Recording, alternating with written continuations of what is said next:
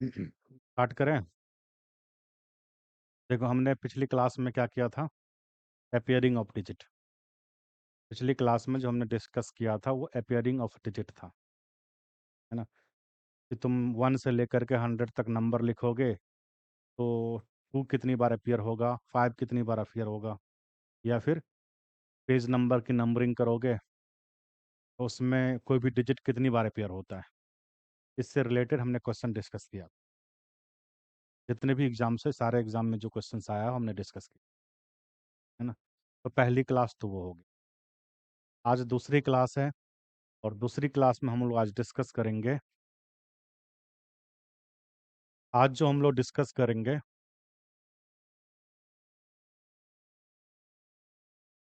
Basic operation.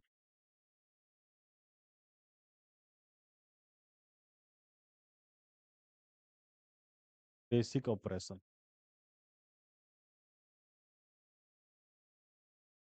हम लोग जो आज डिस्कस कर रहे हैं वो बेसिक ऑपरेशन। बेसिक ऑपरेशन क्या है? बेसिक तुम जो ऐड करते हो, है ना, सब्सट्रैक्ट करते हो, मल्टीप्लाई करते हो और डिवाइड करते हो, है ना? यही बेसिक ऑपरेशन है और यही हमें आज डिस्कस करना है। तुम्हें ऐसा लग रहा होगा कि जो एडिशन है, सब्सट्रैक्शन है, मल्टीप्लिकेशन है, वो तो बड़ी इजी से हम लोग कर लेते हैं। जैसे मान के चलो मैं तुमसे ये पूछूं कि 5 मल्टीप्लाई 7 करो तो तुम क्या कहोगे? 35 होगा। और तुम्हें ऐसा लग रहा होगा कि कितना इजी है ये, है ना? और दिमाग में ऐसा लग रहा होगा कि ये क्वेश्चन पूछा जाएगा क्या? ऑब्वियस सी बात है, ये क्वेश्चन नहीं पूछा जाएगा। तो फिर क्या पूछा जाएगा और कैसे क्वेश्चन पूछा जाता है, पहले ये समझो। जब कभी भी बेसिक ऑपरेशन से क्वेश्चन पूछा जाएगा तो वहां पर एप्लीकेशन ऑफ वेरिएबल होगा, यानी कि कांस्टेंट वैल्यू के साथ साथ वेरिएबल का यूज किया जाएगा। सबसे पहले समझो कि कांस्टेंट वैल्यू क्या होता है। कांस्टेंट वैल्यू और वेरिएबल। देखो, जो वेरिएबल होता है उसका मान जो होता है, उसका जो वैल्यू होता है ना, वो वेरी करता रहता है डिपेंडिंग अपॉन जो इक्वेशन होता है। जैसे कि वेरिएबल से एक्स है, ये एक वेरिएबल है, वाई वेरिएबल है, जेड वेरिएबल है, ए वेरिएबल है, बी वेरिएबल है, सी वेरिएबल है। ये सब तुम जो सिंबल देखते हो ना, ये सारा क्या है? वेरिएबल है। और इसका जो मान होता है ना, वो फिक्स नहीं होता है। कैसे फिक्स नहीं होता है, जरा समझो। मैंने लिखा x प्लस का 5 बराबर में 8, तो x का मान यहाँ पर क्या होगा? 5 को इधर लेके जाओगे, x का मान यहाँ पर 3 हो गया, है ना? ये एक इक्वेशन है। यहाँ पर तुमको एक बात समझना होगा। देखो, यहाँ जो ये है ये वेरिएबल है, ये जो है ये कांस्टेंट वैल्यू है, ये भी कांस्टेंट वैल्यू है ना? अगर जैसे कि x और प्लस का हमने 5 लिखा, एक बेसिक सा कॉन्सेप्ट में बता रहा हूँ। देखो, इसे भी टर्म कहा जाता है और इसे भी टर्म कहा जाता है। दोनों टर्म है, लेकिन ये वेरिएबल है, ये कांस्टेंट वैल्यू है। लेकिन इन दोनों को x प्लस का 5, तो इनको एक साथ कहा जाता है एक्सप्रेशन। हिंदी में इसको बोलते हैं व्यंजक, ठीक है? और अगर x प्लस का 5 इक्वल टू 8 होगा, जैसे यहाँ दिया हुआ है, इसको बोला जाता है इक्वेशन, है ना? एक्सप्रेशन समझ में आ गया, टर्म समझ में आ गया, वेरिएबल भी समझ में आ गया और कांस्टेंट वैल्यू भी समझ में आ गया, है ना? अब यहाँ पर मैं ये समझा रहा था कि यहाँ जो तुम इक्वेशन देख रहे हो, इस इक्वेशन में x का मान क्या है? 3 है। एक और इक्वेशन ले लेते हैं, x प्लस का 6 इक्वल टू 8। अब यहाँ पर देख लो x का मान क्या होगा? 2 होगा। अब यहाँ पर देखो x का मान 3 है और x का मान यहाँ पर 2 है। यहाँ पर इक्वेशन चेंज किया हमने, है ना? तो यहाँ पर x का मान चेंज हो गया। तो वेरिएबल जो होता है ना, वो सिंबल होता है जिसका मान चेंज होता रहता है डिपेंडिंग अपॉन इक्वेशन क्या है ना? कंडीशन क्या है, कंडीशन के अनुसार चेंज होगा। लेकिन कांस्टेंट वैल्यू जो होगा उसका मान हमेशा वही रहता है जो वो रिप्रेजेंट करता है। जैसे कि 8 है, 8 यहाँ पर भी 8 ही है और यहाँ पर भी 8 ही है ना? 8 8 को रिप्रेजेंट कर रहा है, 8 नंबर को रिप्रेजेंट कर रहा है ना, वो 8 को रिप्रेजेंट कर रहा है, तो उसका मान हर जगह 8 ही होगा। अब तुमसे मैं पूछूं x किसको रिप्रेजेंट करता है? पता ही नहीं है, है ना? मैं कहूँ कि तुम्हारा एज क्या है, तो तुम कहोगे सर x ईयर्स, तो मैं क्या मानूं बताओ? वो एक वेरिएबल है कि नहीं? समझ पा रहे हो कि नहीं समझ पा रहे हो? तो वेरिएबल और कांस्टेंट वैल्यू में बस इतना सा अंतर है कि जो वेरिएबल होता है वो सिंबल होता है ना? और उसका मान वेरी करता रहता है डिपेंडिंग अपॉन इक्वेशन, और कांस्टेंट वैल्यू का मान हमेशा एक जैसा होता है। अब यहाँ पर समझना मेरी बात को, x प्लस का y बराबर में मैंने लिखा 5, ठीक है? x प्लस का y बराबर में 5। अब मुझे ये बताओ, ये एक्सप्रेशन है या इक्वेशन है? इक्वेशन है। यहाँ पर मैंने एक कंडीशन दे दिया, एक कंडीशन ये है कि जो x है और y है वो नेचुरल नंबर है, ठीक है? x और y क्या है? नेचुरल नंबर है। क्या होता है नेचुरल नंबर? तो काउंटिंग नंबर होता है 1 से जो स्टार्ट हो रहा है, 1 2 3 4 5, इसका जो सेट होता है उसको हम बोलते हैं नेचुरल नंबर। क्या नेचुरल नंबर जीरो हो सकता है? नहीं हो सकता, है ना? यहाँ पर देखो एक्स वाई जो है वो नेचुरल नंबर है। अब मुझे ये बताओ, तुमको दो बातें बताना है। पहली बात तो ये कि एक्स का मान क्या होगा, एक्स का मान क्या होगा, है ना? एक्स का यूनिक मान का मतलब होता है एक ही मान, है ना? दूसरा ये है कि एक्स के कितने मान संभव है ना? एक्स के कितने मान संभव है, पॉसिबल वैल्यू ऑफ एक्स। अब समझना मेरी बात को बहुत ध्यान से। देखो एक्स का यूनिक मान यहाँ से क्या हो सकता है, अब समझना मतलब मेरी बात को। यूनिक मान का मतलब ये होता है कि एक्स का एक ही मान संभव है, एकमात्र वैल्यू होगा एक्स का। अब यहाँ से तुम एक्स का मान निकाल सकते हो, एकमात्र वैल्यू, है ना? यहाँ से हम एक्स का मान निकाल ही नहीं सकते हैं। हम यहाँ पर जो मान की बात कर रहे हैं वो यूनिक वैल्यू की बात कर रहे हैं, तो एक्स का यूनिक मान नहीं हो सकता है। Possible value of x, x का संभव मान क्या हो सकता है, यानी कि एक्स के कितने मान संभव हो सकते हैं, यानी कि how many possible value of x, ऐसे क्वेश्चन पूछा जाएगा। अब यहाँ पर समझना कि एक्स के पॉसिबल मान तुम निकालोगे तो एक्स अगर 1 होगा तो वाई कितना हो जाएगा, 4 होगा। एक्स 0 ले सकते थे क्या बताओ? नहीं ले सकते थे, क्योंकि नेचुरल नंबर गिवन है। तो अगर एक्स 1 होगा तो वाई 4 होगा, अगर एक्स 2 होगा तो वाई, और अगर एक्स 3 होगा तो वाई 2 होगा, है ना? और अगर एक्स 4 होगा तो वाई, ठीक है? एक्स अगर 5 होगा तो वाई 0 ले सकते हैं क्या? दोनों नेचुरल नंबर है ना? तो एक्स के कितने मान संभव है बताओ? एक्स के 4 मान संभव है ना? 4 पॉसिबल वैल्यू है एक्स के। तो ये तुमको ध्यान रखना पड़ेगा कि हम पॉसिबल वैल्यूज कैसे निकाल पाएंगे या कैसे निकाल सकते हैं।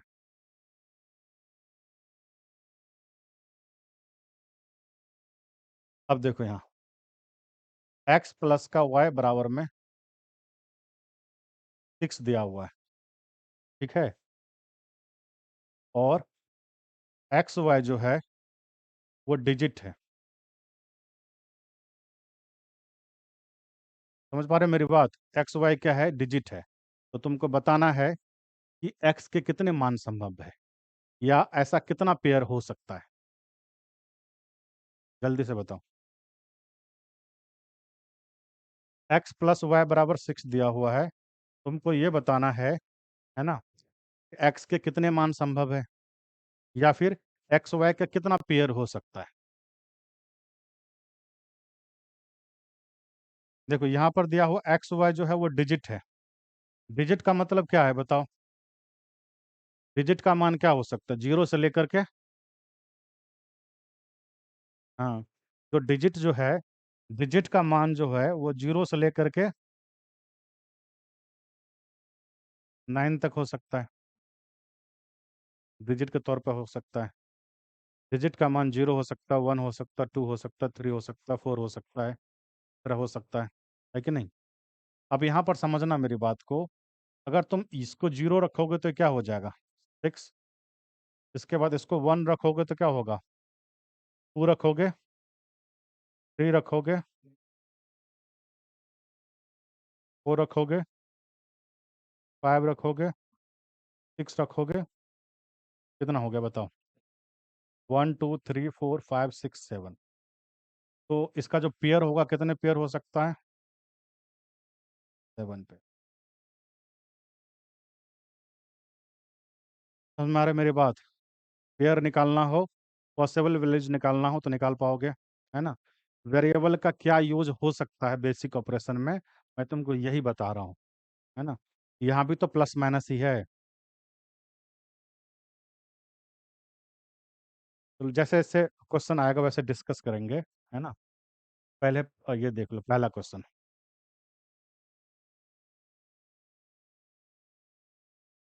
ये भी पहला क्वेश्चन जो है वो बेसिक ऑपरेशन से ही रिलेटेड है ना। तुमको इसका आंसर पहले निकालना है, तुम आंसर निकाल के बताओ कि इसका आंसर क्या होगा, फिर मैं बताता हूँ।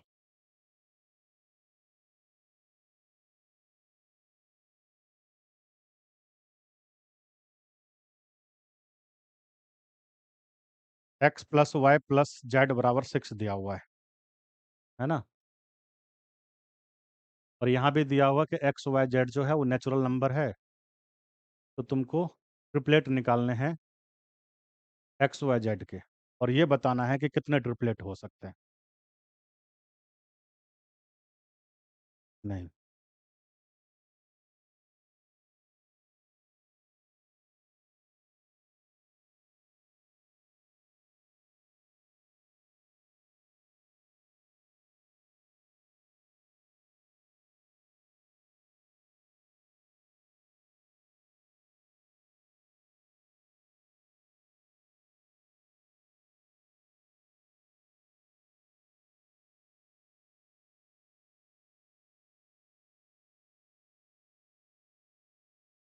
देखो इसका चार आ रही, चार बता रहा है ना। हाँ, इसका नाइन ट्रिपलेट आ रहा है। तुम बताओ, इधर से बताओ, इधर।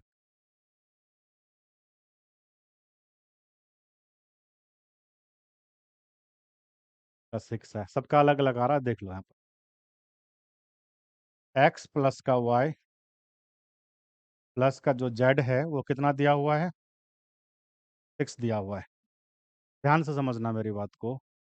अब ये बताओ कि ये तीनों क्या है, वेरिएबल ही तो है। एक्स वाई जेड क्या है, वेरिएबल है। आगे दिया हुआ कि एक्स वाई जेड जो है वो नेचुरल नंबर है। आगे दिया हुआ है कि एक्स वाई जेड जो है वो नेचुरल नंबर है। तुमको पता करना है कि एक्स वाई जेड के कितने ट्रिपलेट हो सकते हैं ना। नेचुरल नंबर है, इसका मतलब ये है कि एक्स वाई जेड जो है वो जीरो नहीं हो सकता, है ना। अब यहाँ पर समझो मेरी बात को। अगर ये वन है, अगर तुम इसको वन लोगे, है ना।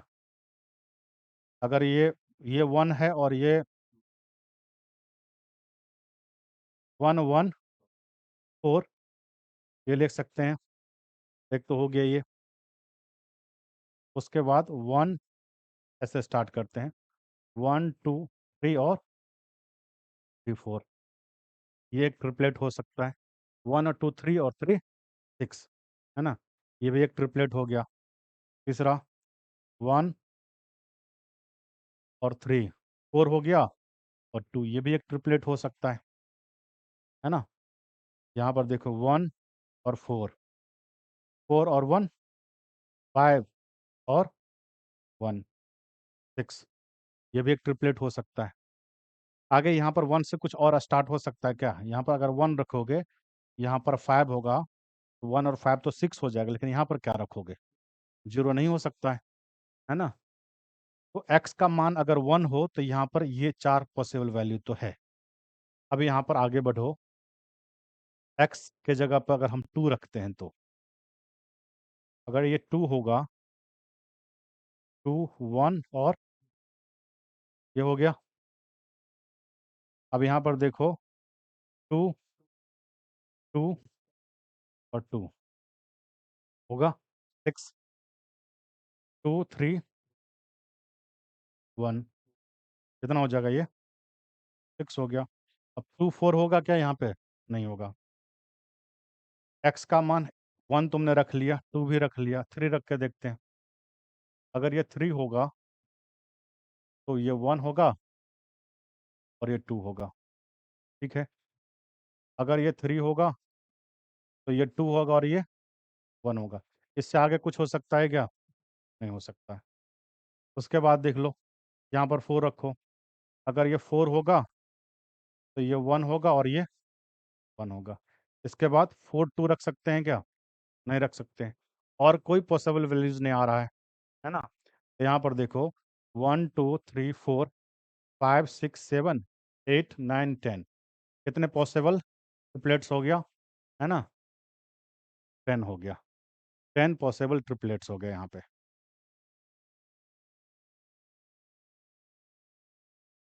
बेसिक ऑपरेशन में वेरिएबल का जो यूज है ना, एप्लीकेशन है, इसी तरह से हो सकता है। देखो, ये जो है ये किसको नहीं आ रहा होगा, मुझे ये बताओ। 4 प्लस का 1 प्लस का 1 6 होता है ना? तो में से किसको नहीं आ रहा होगा? सबको आ रहा होगा, है ना? तो फिर यहाँ पर क्वेश्चन को इस तरह से डिजाइन किया गया है ताकि तुम कंफ्यूज हो, अरेंज करो या अरेंज करने में कंफ्यूजन हो। एप्लीकेशन तो ऐसा ही हो सकता है ना, है कि नहीं? समझ में आ गया मेरी बात? ठीक है, अगला क्वेश्चन देखो। इसी तरह से ये है, इसे अरेंज करो। बिल्कुल सेम क्वेश्चन है जैसा अभी हमने डिस्कस किया है, और जल्दी से इसका आंसर बताओ।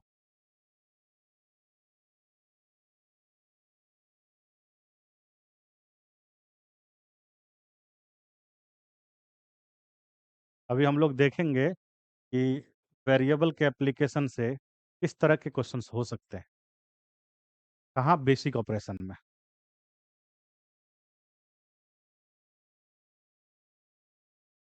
यहाँ पर तुमको बस अरेंज करना है, कैसे अरेंज करोगे ये सोच रहा कि कैसे अरेंज करें।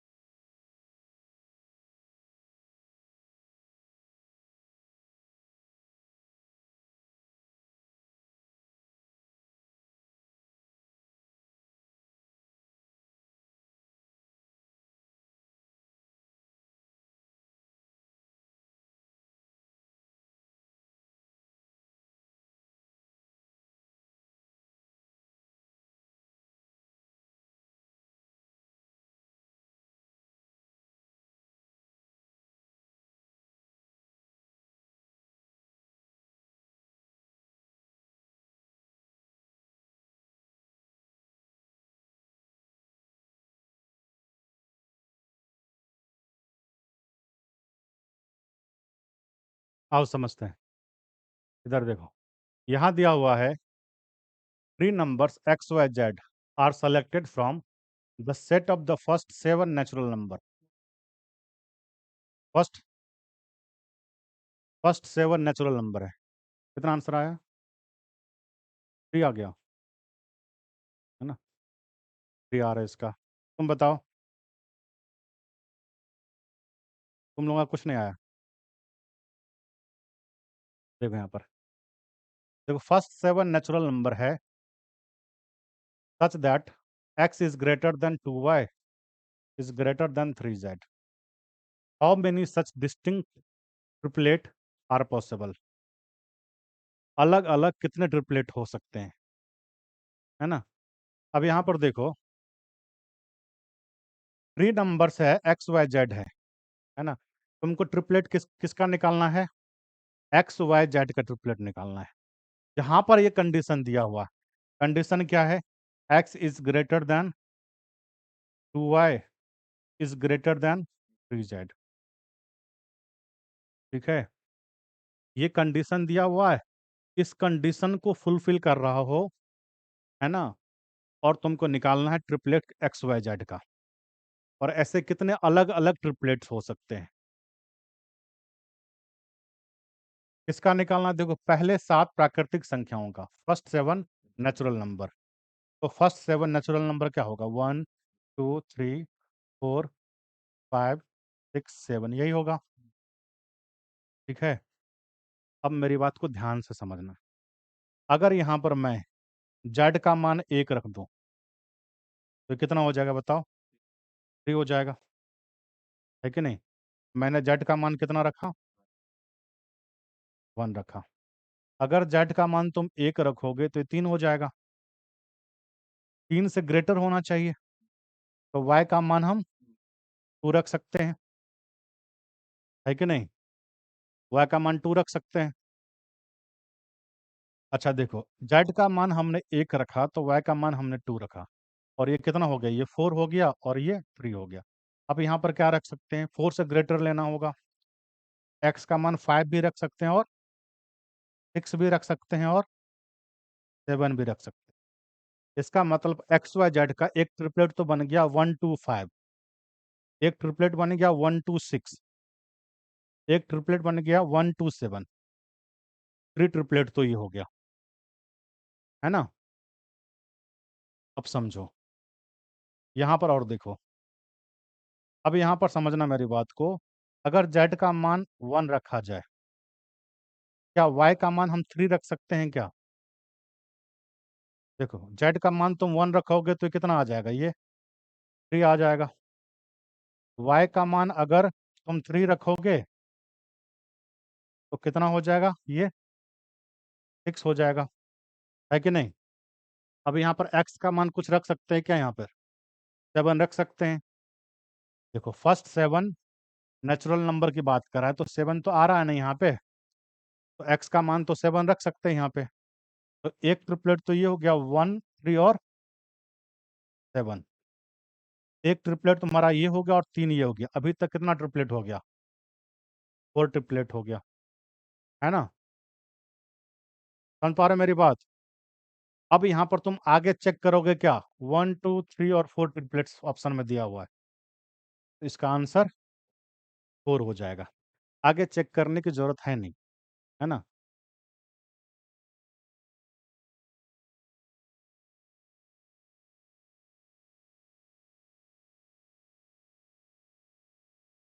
अलग अलग क्यों हो रहा है? रिपीट कहाँ हो रहा है?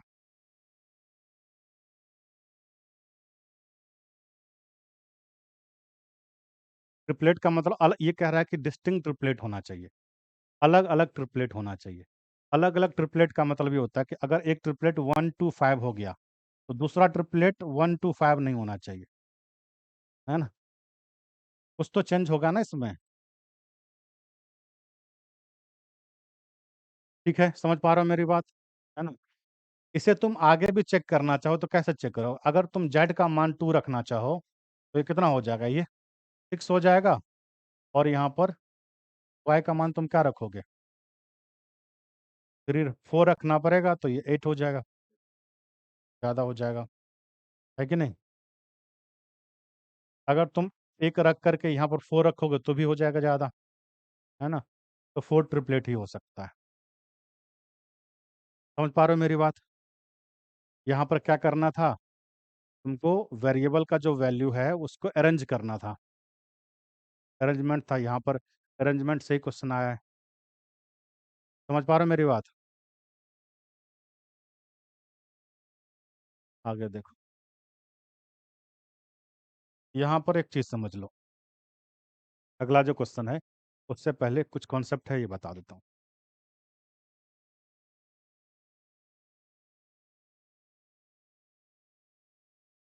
देखो, एक्स प्लस वाई जो है वो दिया हुआ है 6, ठीक है। एक्स प्लस वाई का मान दिया हुआ है 6, और ये भी दिया हुआ है कि एक्स वाई जो है वो क्या है, नेचुरल नंबर। ये कंडीशन दिया हुआ है, एक्स वाई क्या है, नेचुरल नंबर है। तो दोनों में से कोई भी जीरो नहीं है, ठीक है। तो मुझे ये बताओ कि कितने पेयर हो सकते हैं।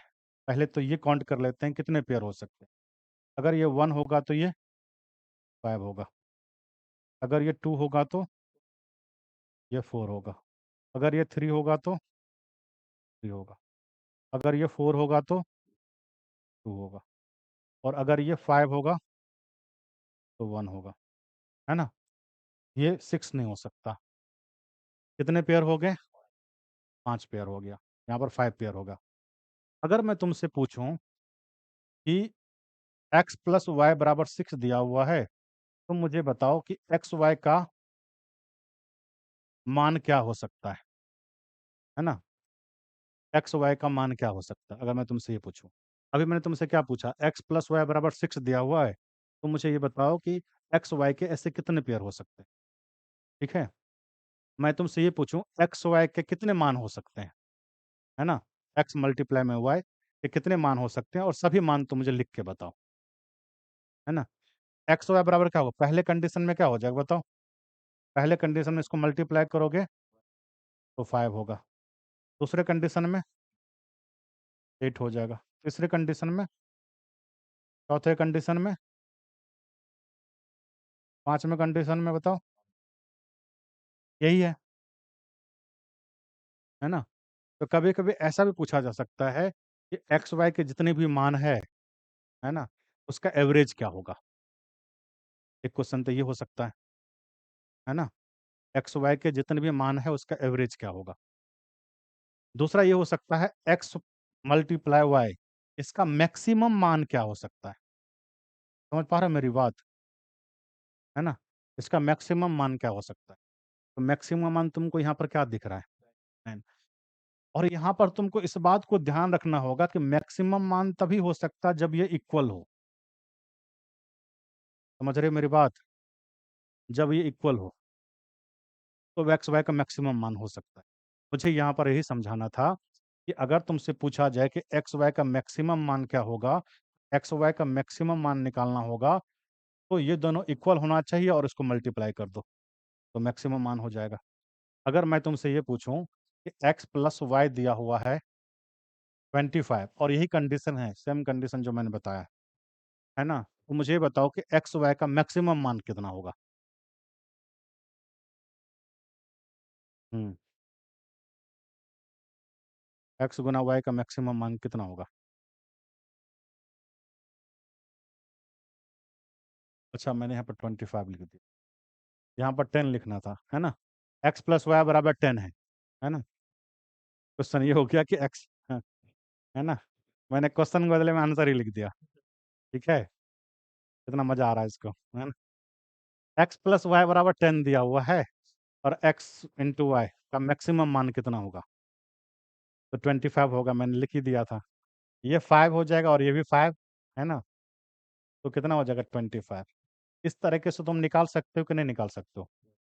मैं अगर एक इक्वेशन दे दूं और तुमको बोलूंगा कि मैक्सिमम मान बताओ, तो तुम आराम से निकाल पाओगे। चलो बताओ, पी प्लस क्यू जो है दिया हुआ 24, P plus Q equal to 24। तुम्हें बताना है पी इंटू जो क्यू है ना उसका मैक्सिमम मान कितना होगा, 144, है ना। कितनी जल्दी बता रहे हो, समझ में आ रहा है कि नहीं आ रहा है बताओ। चलो, अगर समझ में आ रहा है तो इस क्वेश्चन को, है ना, बहुत ही सिंपल क्वेश्चन है, देखते ही आंसर आ जाना चाहिए।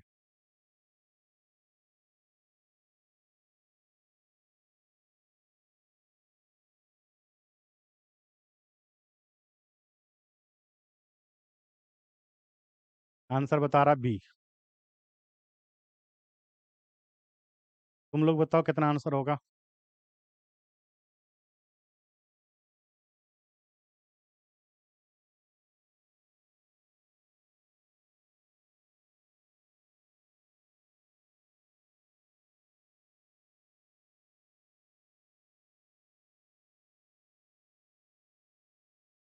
यह हुआ पी क्यू आर और एस जो है वो डिफरेंट डिजिट है ना, डिफरेंट डिजिट पॉजिटिव नंबर है ना, सिंगल डिजिट पॉजिटिव नंबर है। पी क्यू आर एस जो है वो क्या है, सिंगल डिजिट पॉजिटिव नंबर है, ठीक है। तो पूछा ये जा रहा है कि what is the greatest value of P plus का क्यू इनटू में आर प्लस का एस, इसी का ग्रेटेस्ट वैल्यू पूछा जा रहा है ना। और तुमको ये गिवन है कि पी क्यू आर एस जो है वो सिंगल डिजिट नंबर है ना। तो इन सब का मान कितना तक हो सकता है, 9 तक हो सकता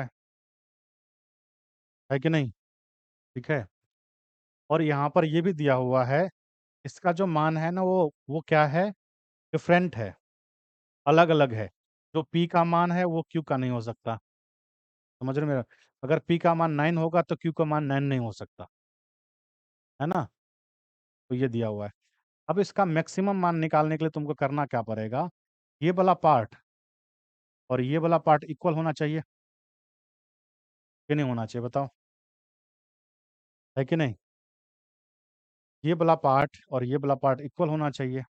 तो पी और क्यू अगर तुम लोगे, अगर मान के चलो कि पी का मान और क्यू का मान, इनमें से क्या रखोगे, कितना रखोगे, 8 और 7, मान के चलो 8 और 7 रखते हो, है ना, 8 और +7। तो दूसरा तुमको देखना पड़ेगा, है ना, 9 +6, कितने रखोगे बताओ। तुम्हें ऐसा लग रहा होगा कि मैंने कैसे सोच लिया, समझना मेरी बात को। तुमको 4 सिंगल डिजिट नंबर लेने हैं और अलग अलग लेने हैं, है ना। तो तुम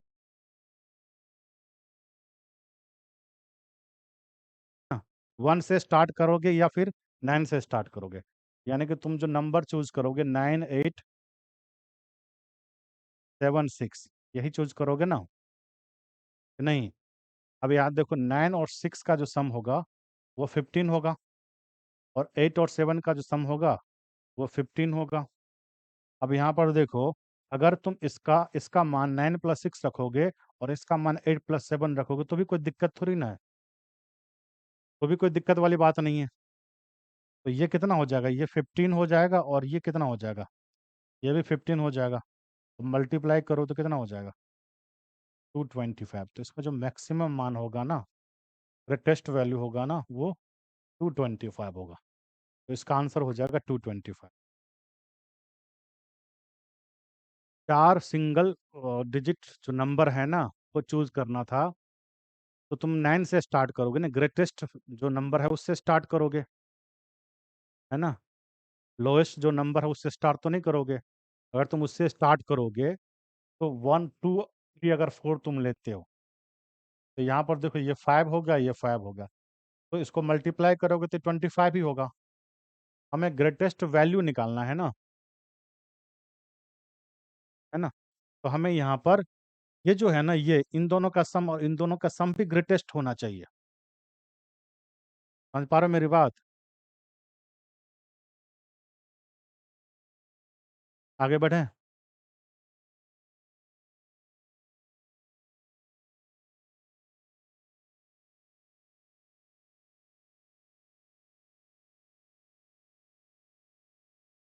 एडिशन सब्सट्रैक्शन, ये जो है एडिशन के एप्लीकेशन से क्वेश्चन है। यहाँ पर हमें देखना है कि तुमने कितना सीखा है।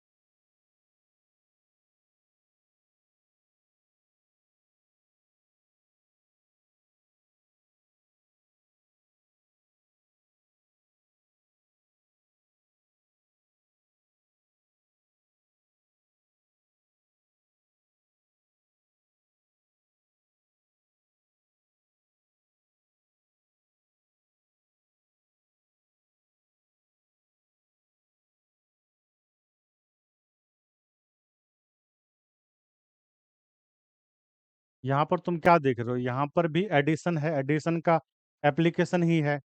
यहाँ भी वेरिएबल का यूज किया गया है ना।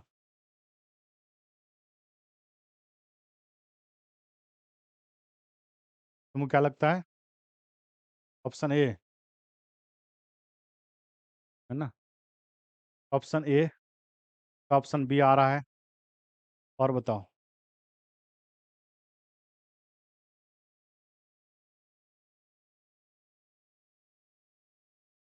ए और बी में कंफ्यूजन हो रहा है ना। दोनों बता दो, इनमें से जो आंसर आ जाए, है ना। है कि नहीं? तुम ए और बी में से कोई एक बता दो, कंफ्यूजन तुम सी और डी में से बता दो। सी और डी नहीं है। चलो तुम अपना आंसर बता दो भाई। 5 बता रहा है। ठीक है, देख लो यहाँ पर। मेजोरिटी भी गलत हो सकता है। समझना मेरी बात को, यहाँ ये जो क्वेश्चन दिया हुआ है, तो मुझे बताओ एडिशन के एप्लीकेशन से क्वेश्चन है या नहीं, है ना। एडिशन ही है जो हम लोग सीख रहे हैं, बचपन से सीख रहे हैं, है ना। वही है ना। या फिर बचपन में जो सीखा था, सिखा था कि नहीं सिखा था? अगर सीखा था तो मुझे ये बताओ। यहाँ पर दिया हुआ है कि 5A7 और 335, इसको ऐड करने से क्या आ रहा है? 8B। अब मुझे बताओ कि जो ये जो एडिशन है, इधर से स्टार्ट करते हो तो इधर से स्टार्ट करते हो? हाँ, इधर से स्टार्ट कर रहे हो ना, इधर से नहीं कर सकते हैं, है ना। ये ना। ठीक है। ठीक है, चलो अब कन्फ्यूजन दूर करते हैं। समझना मेरी बात को, ये जो दिया हुआ है ना, ये 8B2, ये क्या है? 3 से विभाज्य है, 3 से डिविजिबल है ना। और 3 से डिविजिबल होने का मतलब ये है, कोई संख्या अगर 3 से डिविजिबल है, तो उस संख्या के डिजिट का जो सम होगा वो 3 से डिविजिबल होगा। इतनी बात तो तुमको समझ आ रही है। अब यहाँ पर समझना मेरी बात को, 8B2 जो है, इसके जो डिजिट का सम होगा वो क्या होगा? 10 प्लस का बी होगा, है ना। अब देखो बी का मान क्या हो सकता है? 2 होगा, तो ये 3 से डिविजिबल हो जाएगा। 5 होगा और 8 होगा। ठीक है, जो बी का मान है 2 हो सकता है, 5 हो सकता है, 8 हो सकता है। ठीक है, इन्हीं में से कोई एक वैल्यू होगी, है ना। अब समझना, यहाँ पर देखो 7 प्लस का 5 कितना होगा? 12। हमने 12 का 2 लिखा और 1 कैरी किया। ठीक है, अब यहाँ पर समझना मेरी बात को, कि पूछा ये जा रहा है, जो बड़ा संभावित मान है ना, लार्जेस्ट पॉसिबल वैल्यू जो है ना, वो पूछा जा रहा है। इसका लार्जेस्ट पॉसिबल वैल्यू ए का, है ना। ए का लार्जेस्ट पॉसिबल वैल्यू निकालना है कि नहीं। अब जरा देखो यहाँ पर, 5 और 3, यहाँ पर 8 है, इसका मतलब यहाँ से कैरी नहीं हुआ है कि नहीं। देखो यहाँ जो है, यहाँ से कैरी नहीं हुआ है। ठीक है, अब यहाँ पर देखो, 3 और 1 क्या हो गया? 4 हो गया। 4 तो यहाँ से तुमको दिख रहा है ना। अब यहाँ पर जो बी है, अगर 5 होगा तो ए कितना हो जाएगा? बी अगर बी का मान तुम 5 रखते हो तो ए कितना आ जाएगा? 1। 2 तो नहीं आ सकता, पता है ना तुमको। 3 और 1 4, अगर ये 2 हो जाएगा तो ये 12 होना चाहिए, 1 कैरी हो जाएगा। समझना मेरी बात को, अगर ये 2 हो जाएगा तो 3 और 1 4 तो पहले से है। 4 में तुम क्या ऐड करोगे? 2 आएगा, है ना। तो 4 में तुमको 8 ऐड करना पड़ेगा, है ना। लेकिन ये 12 हो जाएगा, फिर 1 कैरी हो जाएगा। लेकिन यहाँ पर तो कैरी कुछ नहीं हो रहा है। हो रहा है क्या? नहीं हो रहा है ना। अब अगर तुम बी का मान यहाँ पर 5 रख रहे हो तो ए कितना हो जाएगा? 1 हो जाएगा। और अगर बी का मान तुम 8 रख रहे हो तो ए का मान कितना हो जाएगा? ए का मान 4 हो जाएगा। अगर बी का मान तुम 8 रख रहे हो तो ए का मान कितना हो जाएगा? 4 हो जाएगा। अब मुझे ये बताओ कि अब बताओ कि ए का जो ए का ही पूछा गया ना, ए का लार्जेस्ट पॉसिबल वैल्यू क्या होगा? 4 होगा। लार्जेस्ट पॉसिबल वैल्यू ऑफ ए जो है ये कितना हो जाएगा? 4। कंफ्यूजन हो रहा है क्या? हम्म। बी का लार्जेस्ट पॉसिबल वैल्यू अगर पूछा जाता फिर वो 8 आता। बी का लार्जेस्ट पॉसिबल वैल्यू अगर पूछा जाता तो 8 आता। यहाँ पर पूछा जा रहा है ए का। ए का 4 होगा।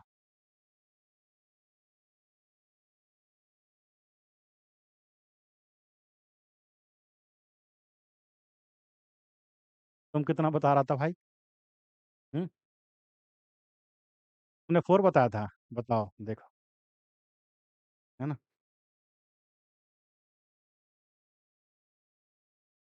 रूप बदल लेता है ये। हाँ।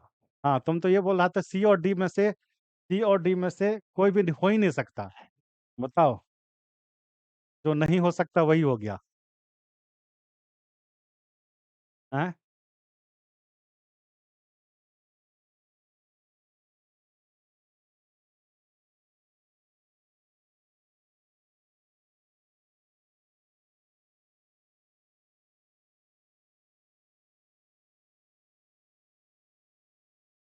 ठीक है, आगे बढ़े।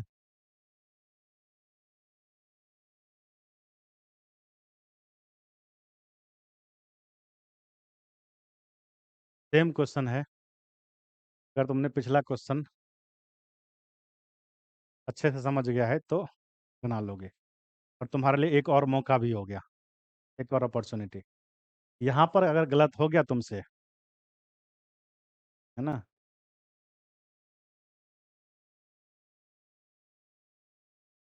तो तुम्हारा क्या पनिशमेंट होगा तुम समझ लो।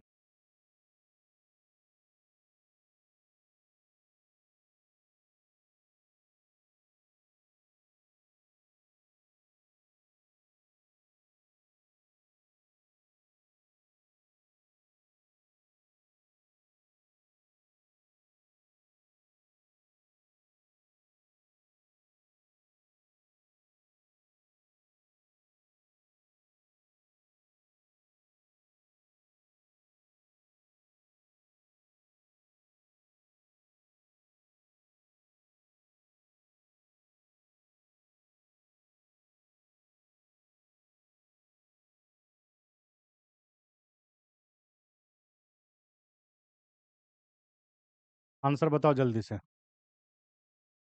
तुम किसके बारे में सोच रहा है? हाँ, कहाँ ध्यान है तुम्हारा? किसके बारे में सोच रहा है? 8 आंसर आया। वाह। 8 आंसर दिया है। तुम बताओ भाई। इधर से बता दो कोई।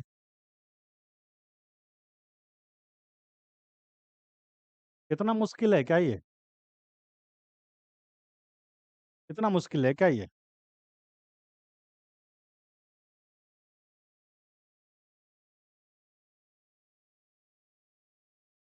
इधर देखो अब।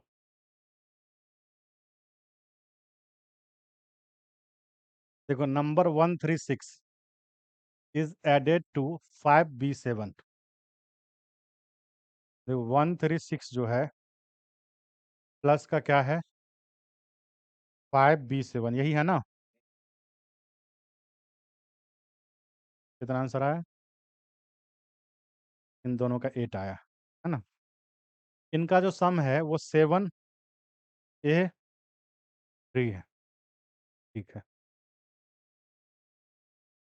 It is given that 7A3 ये जो है एग्जैक्टली डिविजिबल बाय 3। ये जो है वो कितना से डिविजिबल है? 3 से डिविजिबल है। तो पूछा ये जा रहा है कि the only possible value of B, है ना, बी का एकमात्र संभव मान जो है वो क्या है ना? अब यहाँ पर देखो, अगर ये 3 से डिविजिबल है, इसके डिजिट का जो सम होगा वो भी 3 से डिविजिबल होगा। अब यहाँ पर देखो, 10 प्लस का बी। अब यहाँ पर बी का मान क्या हो सकता है बताओ? 2, 5 और 8 हो सकता है कि नहीं? अब यहाँ पर देखो, हाँ यहाँ पर मैं 10 प्लस का ए का मान जो है वो 258 हो सकता है। ठीक, अब समझना मेरी बात को। 6 प्लस का 7 कितना होगा? 13। और 13 का हमने 3 लिखा और 1 कैरी किया। 1 कैरी करेंगे ना, यहाँ 1 आ गया, 3 और 1 4 हो गया यहाँ से, है ना। अब यहाँ पर देखो 5 और 1 6, यहाँ लेकिन 7 लिखा हुआ है, इसका मतलब यहाँ भी 1 कैरी हुआ है। अब यहाँ पर देखो 3 और 1 जो है 4 हो जाएगा। अब यहाँ पर अगर तुम 5 रखोगे ए का मान, तो ये बी कितना हो जाएगा? ए का मान अगर तुम 5 रखोगे तो बी का मान कितना हो जाएगा? 1 ही होगा, है ना। अभी हम 2 नहीं ले रहे हैं, है ना, 5 की बात कर रहे हैं। देखो 3 और 1 4 हुआ। अगर ये तुम यहाँ 5 रखोगे, ठीक है, तो बी का मान 1 होगा, लेकिन यहाँ से कैरी नहीं होगा। समझ पा रहे हो मेरी बात? तो 5 तो हम ले ही नहीं सकते, है ना। अगर तुम ए का मान 8 रखोगे तो 3 और 4 और बी का मान 4 होगा, है ना। वहां पर ये 8 हो जाएगा और ये 4 हो जाएगा। अगर तुम ए का मान अगर तुम 8 रखोगे तो बी का मान कितना हो जाएगा? 4। लेकिन ये भी पॉसिबल नहीं है, यहाँ से भी कैरी नहीं हो रहा है कि नहीं। इन दोनों कंडीशन में 1 कैरी नहीं हो रहा है, तो इसका मतलब ये है कि जो ए का मान जो है ना, ए का मान 2 ही होगा। और अगर ए का मान 2 होगा तो बी कितना हो जाएगा? 3 और 4, 3 और 1 4 और 8, यानी कि जो बी का मान जो होगा वो एकमात्र मान है, और वो हो जाएगा 8। तो बी का एकमात्र संभावित मान जो है वो कितना हो जाएगा? 8 हो जाएगा। ये दोनों हम इसलिए ये दोनों इसलिए नहीं हुआ यहाँ पर क्योंकि यहाँ से 1 कैरी नहीं हो रहा है ना। तो पहले हमने ये समझना था कि ये 5 और 8 क्यों नहीं होगा। पहले अगर हम तुमको 2 बता देते तो आंसर तो आ जाता, लेकिन हमें ये भी समझना था कि 5 और 8 जो है वो क्यों नहीं हो सकता, है ना। सेम क्वेश्चन जैसा अभी हमने डिस्कस किया, वो सेम क्वेश्चन है ये, कि नहीं है? क्या डिफरेंस है इसमें? कुछ नहीं डिफरेंस है। ज़्यादा डिफरेंस था इसमें? नहीं था इसमें। आगे बढ़ते हैं, ठीक है। अगला क्वेश्चन देखो।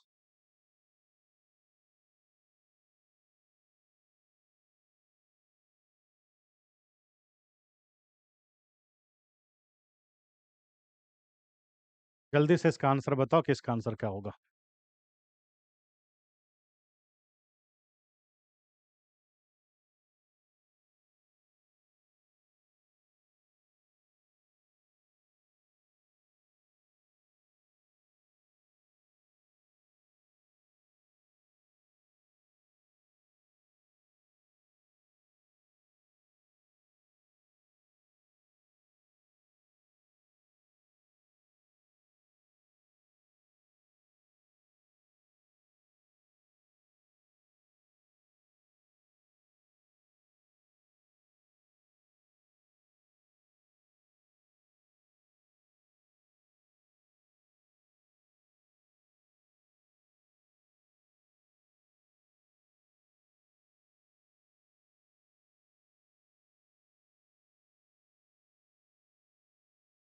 देखो इधर, the sum of two digit number A B. A B जो है वो क्या है? टू डिजिट नंबर है। और सी डी भी क्या है? टू डिजिट नंबर है।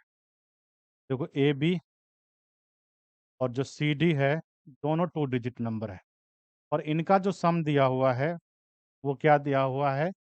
3 डिजिट नंबर है, 1 सी ई। ठीक है। आगे दिया है where the letter A B C D E denote distinct digit, then what is the value of A. यहाँ पर ए बी सी डी ई जो है वो अलग अलग डिजिट है। तुमसे क्या पूछा गया है? ये पूछा गया कि ए का मान क्या होगा। कुछ भी नहीं, है ना। ए का मान क्या होगा? अब मेरी बात को समझना ध्यान से, है ना। ये जो क्वेश्चन पूछा गया है, इस क्वेश्चन का पूछने का पर्पस बस इतना सा है कि तुमको ये आ रहा है कि नहीं आ रहा है। देखो, अब तुमको हम कितना साल पीछे लेके जाएं?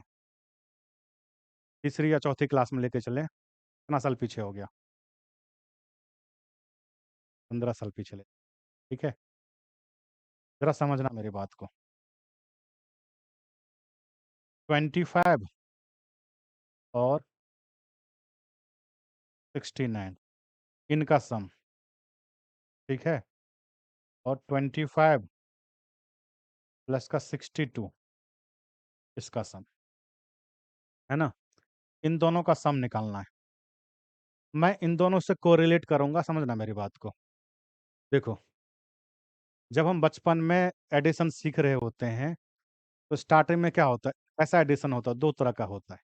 एक एडिशन होता है जिसमें कैरी कुछ नहीं होता है, और एक एडिशन ऐसा होता है जिसमें कैरी होता है।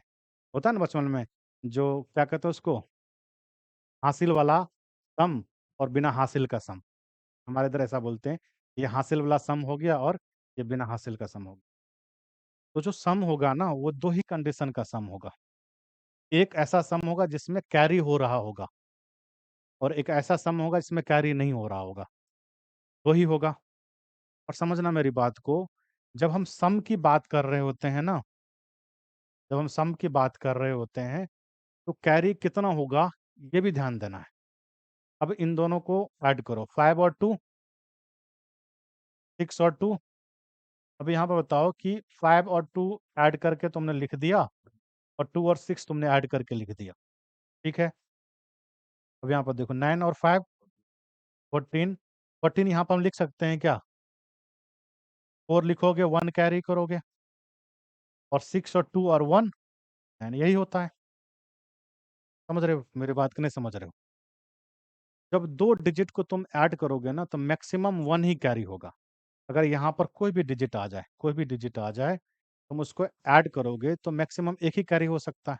वो तो कैरी नहीं होगा, क्योंकि दो डिजिट को तुम ऐड करोगे तो वो 20 नहीं हो सकता है। अगर हम मैक्सिमम भी ले ले, 9 ले ले, और इक्वल के केस में 9 और 9 भी ले ले, तो 9 इधर अगर 9 होगा, इधर भी 9 होगा, दोनों हम इक्वल ले ले, वो भी 18 ही होगा, है कि नहीं? तब भी कैरी 1 ही होगा।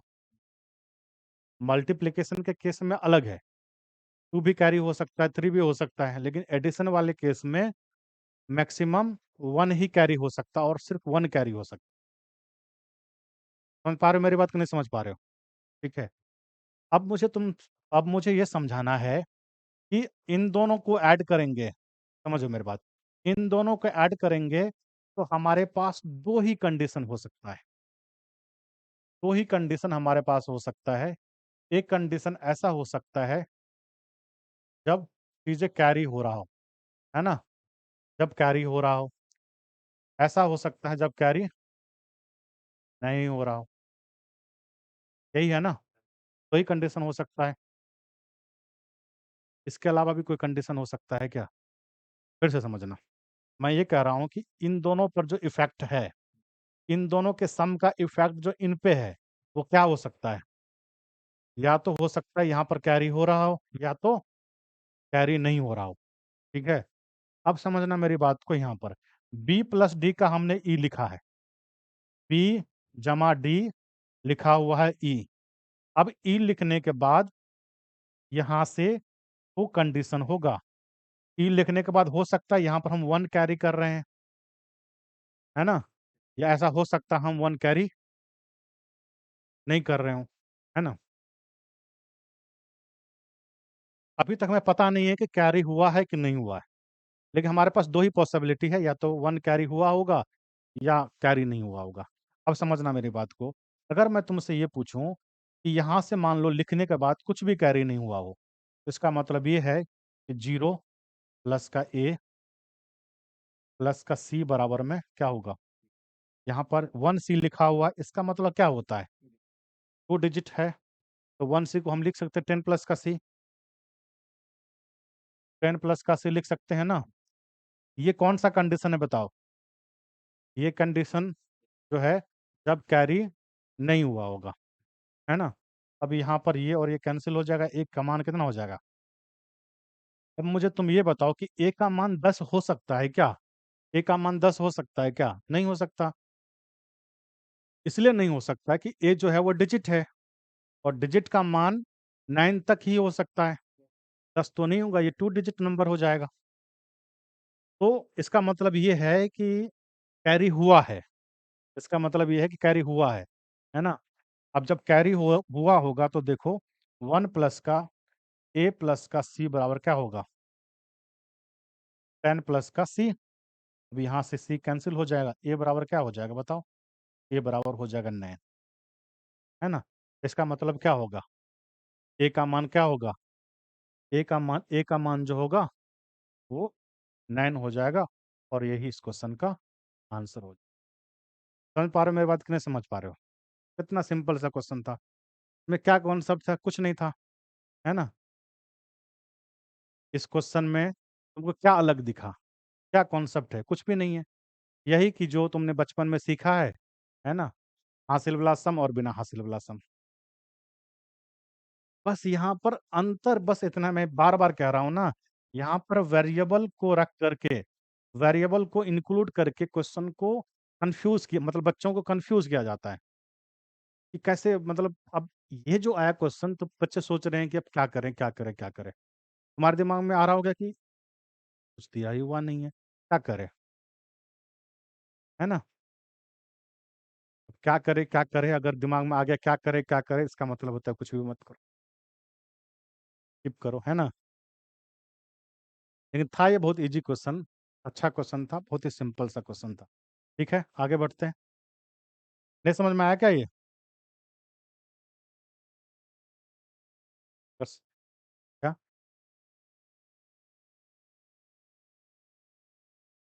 कैसा? नहीं हो ही नहीं सकता। डिजिट कैरी टू कैसे होगा? देखो, तुम अगर मैंने बताया कि 9 और 9 भी तुम ले लोगे, है ना, तो भी तो 18 ही होगा। वैसे उस कंडीशन में 9 और 9 नहीं हो सकता, क्योंकि ये डिफरेंट डिजिट था। लेकिन अगर तुम सेम डिजिट भी तुम ले लोगे तो भी मुमकिन नहीं है कि नहीं? तो मैक्सिमम कैरी 1 ही होगा, यही समझना था। और सेम क्वेश्चन ये भी है, यही है एडिशन, सब्सट्रैक्शन, मल्टीप्लिकेशन और डिवीजन। हाँ, ये बना दिया तुम।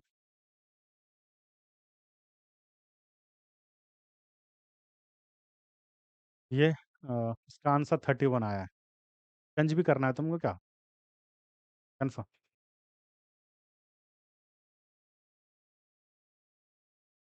मुझे कुछ भी नहीं पता, तुम्हें आंसर बताना है।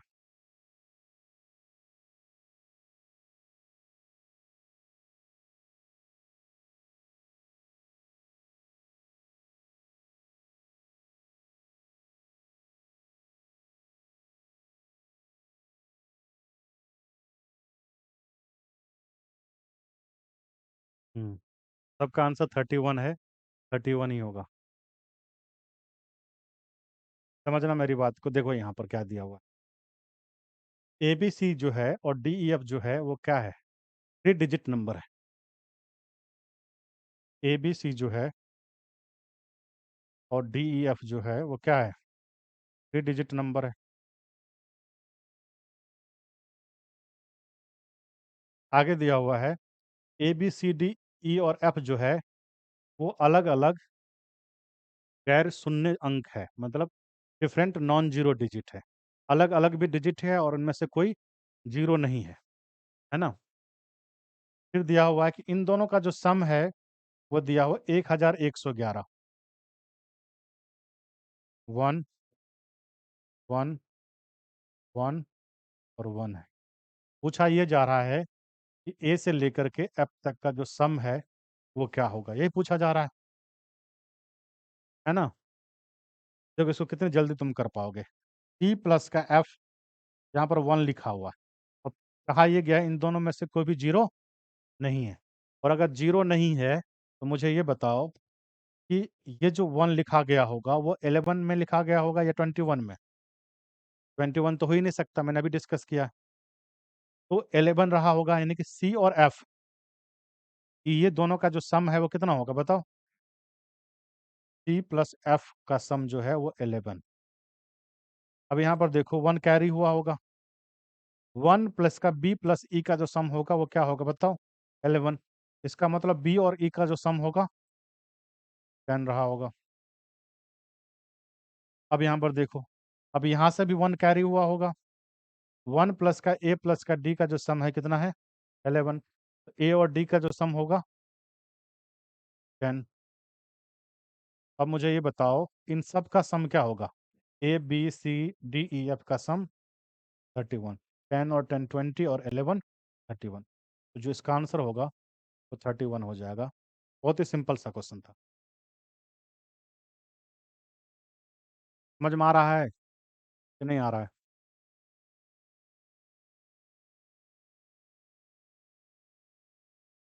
इजी क्वेश्चन था कि नहीं था ये?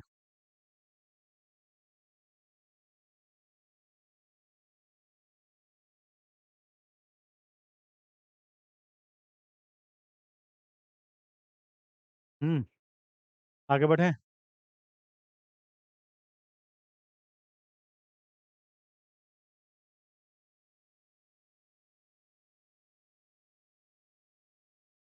ये क्वेश्चन बना लो, कोशिश भी करके देखो। बन जाएगा, कोशिश करोगे बनेगा क्यों नहीं। हमें जो वेरिएबल है ना और जो कांस्टेंट वैल्यू है ना, उसके बीच का जो रिलेशन है वही समझना है। अल्टीमेटली अल्टीमेट हमारा गोल है वो ये है कि वेरिएबल और जो कांस्टेंट वैल्यू है उसके बीच का जो रिलेशन है वो समझना है। किस तरह से वो वेरिएबल का मतलब जो एप्लीकेशन ऑफ वेरिएबल जो है, यानी कि वेरिएबल का जो यूज करके क्वेश्चन को कॉम्प्लिकेट कर रहा है, देख रहे हो तुम? ताकि तुम सोच पाओ, तुमको सोचना है। अगर मैं इन तरह के क्वेश्चन को अगर मैं ये बोल दूं क्वांटिटेटिव रीजनिंग, है ना, तो कोई अतिशयोक्ति नहीं होगी, है ना। वही, इसको हम बोल सकते हैं क्वांटिटेटिव रीजनिंग।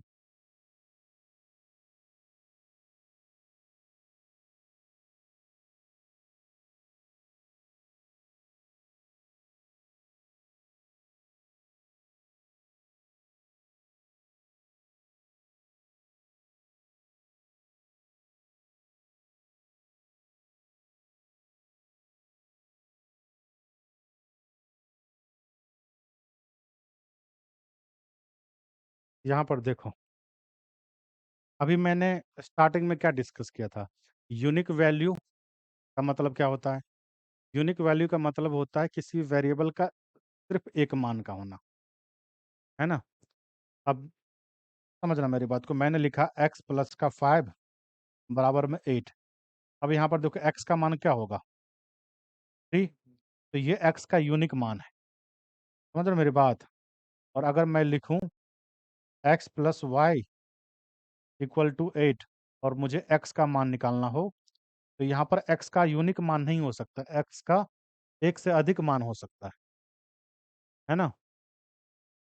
तो यूनिक मान का होना और यूनिक मान का नहीं होना, बात समझ में आ रहा है ना। अगर किसी भी वेरिएबल का एक ही मान आ रहा है तो समझो उसका वो यूनिक मान है, और एक से अधिक मान आ रहा है उसका मतलब समझो उसका वो यूनिक मान नहीं है ना। अब यहाँ पर समझो p and q be positive integers satisfying, आगे दिया हुआ है कि p जो है इज लेस देन q, ये कंडीशन है ना।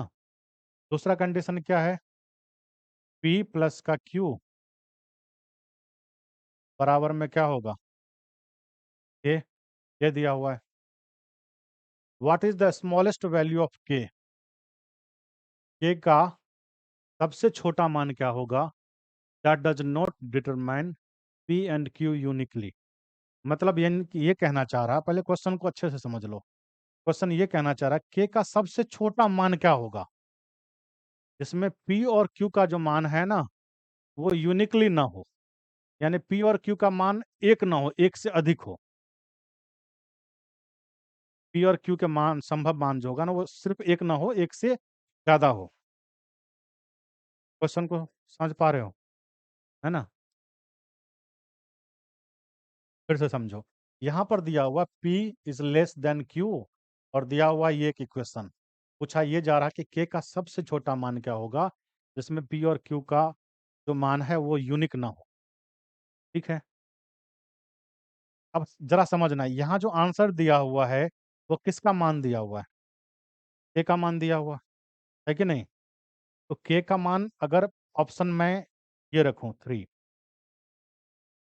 ठीक है, K का मान अगर मैं 3 रखूं तो मुझे ये बताओ, यहाँ पर ये कंडीशन भी फुलफिल होना चाहिए, P is less than Q, है ना? अब यहाँ पर समझो, यहाँ पर तुम अगर P का मान 1 रखोगे तो Q का मान क्या हो जाएगा? 2 होगा कि नहीं होगा? होगा कि नहीं होगा? अब यहाँ पर P and Q be positive integer, ये भी दिया हुआ है, ये भी समझो। P और जो Q है वो पॉजिटिव इंटीजर है।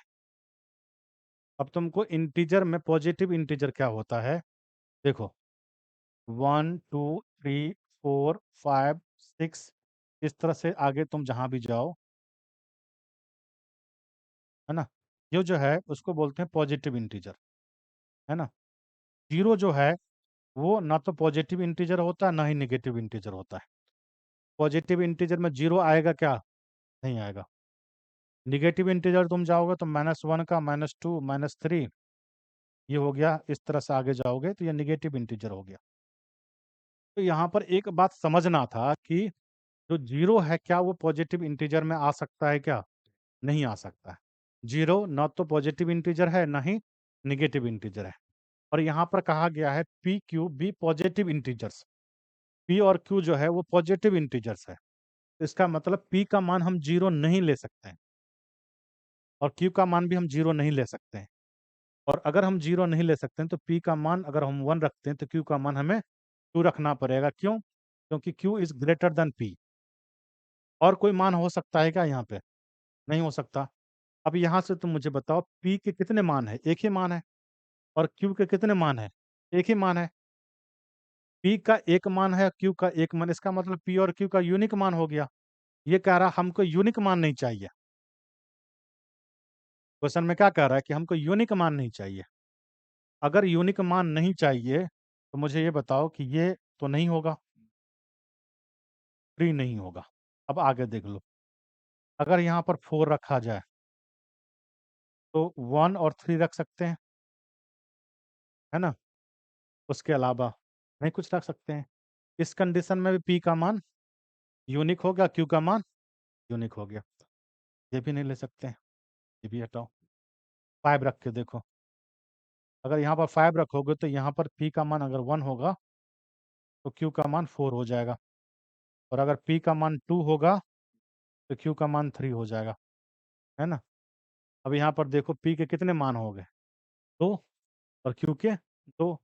और यूनिक मान होने के लिए एक ही मान चाहिए, एक से ज़्यादा मान यहाँ पर आ रहा है। इसका मतलब ये है यूनिक मान नहीं है पी और क्यू का, है ना? और यही पूछा भी जा रहा है ना, कि के का लोएस्ट मान, मिनिमम मान क्या होगा जहाँ पर पी और क्यू का जो मान है वो यूनिक नहीं है। तो के का जो सबसे छोटा मान होगा वो 5 होगा, जहाँ पर पी और क्यू यूनिक नहीं है। मुझे लगता है समझ रहे हो मेरी बात, नहीं समझ रहे हो, है ना? तुम समझ रहे हो? इजी ही था, हैं? यहाँ पर कंफ्यूजन क्या है देखो, यहाँ पर जो ये जो लिख दिया है ना, या फिर ये यहाँ पर इंग्लिश में ये देखो, that does not determine P and Q uniquely, है ना? अब यहाँ पर ये समझना तुम चाहो तो पीछे का तुम भूल जाओगे, है ना? और पीछे का पढ़ रहे हो तो आगे वाला क्या था, है ना? थोड़ा सा दिमाग तो लगाना पड़ेगा, है ना? इसलिए मैं स्टार्टिंग में मैंने कह दिया कि वेरिएबल का क्या यूज हो सकता है, कैसे एप्लीकेशन हो सकता है। और एडिशन, सब्सट्रैक्शन, मल्टीप्लिकेशन, डिवीजन का क्या एप्लीकेशन हो सकता है, वो तुम देख ही रहे हो। जितना भी क्वेश्चन है, तुमको ऐसा लगे ये क्वेश्चन तो इजी है, स्टार्ट करोगे बनाना ना, तो तुमको ऐसा लगेगा, है ना, स्टार्ट कहाँ से करें, है ना, स्टार्ट कहाँ से करें, है ना? और स्टार्ट तुम कर दोगे, यार ये तो खत्म ही नहीं हो रहा, है ना। देखो सोचना तो है ही, है ना, लॉजिकल क्वेश्चन तो है कि नहीं। हाँ, दिमाग तो थोड़ा सा लगाना होगा, बिना दिमाग लगाए हुए क्वेश्चन को नहीं कर सकते, है कि नहीं। आगे बढ़ते हैं, ठीक है।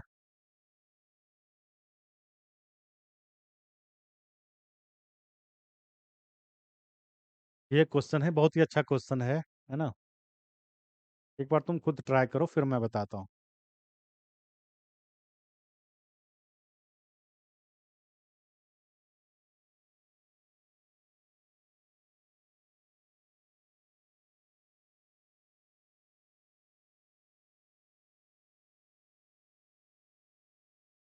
अभी तक जो हमने क्वेश्चन किया है, मोस्ट ऑफ द क्वेश्चन क्या था, एडिशन के बेस पे था, एडिशन पे बेस्ड था ना। ये क्वेश्चन जो है वो मल्टीप्लिकेशन पे बेस्ड है।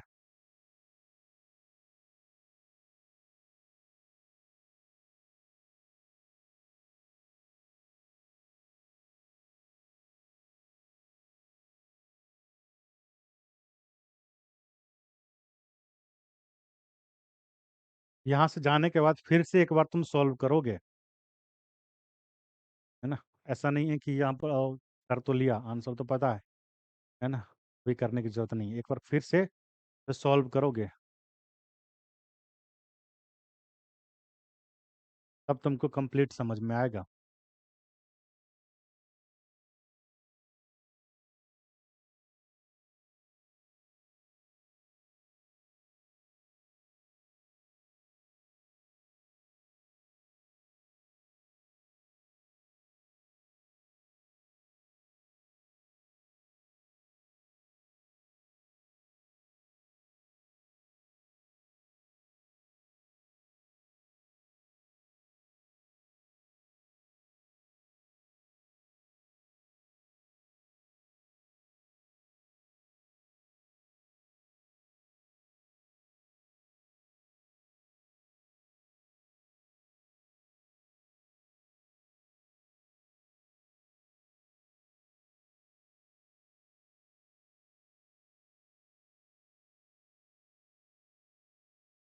थ्री डिजिट नंबर है एबीसी। एबीसी को डी के साथ मल्टीप्लाई किया जाता है ना। तो जो रिजल्ट आता है वो 37 डी। स्टेटमेंट यही है, एबीसी जो है वो एक थ्री डिजिट नंबर है, और इसे डी के साथ मल्टीप्लाई किया जाता है, तो जो रिजल्ट आता है वो 37 डी।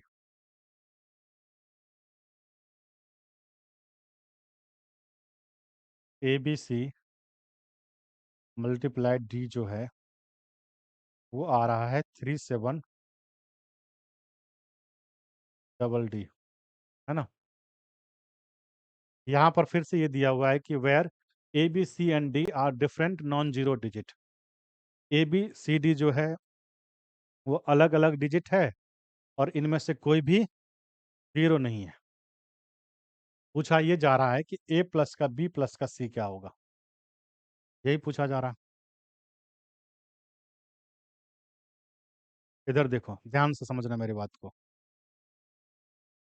तुम्हारा आंसर डी है, और फॉर योर काइंड इंफॉर्मेशन कि तुम्हारा आंसर बिल्कुल गलत है ना। इसका आंसर 18 ही बता रही है ना। सही हो सकता है तुम्हारा आंसर।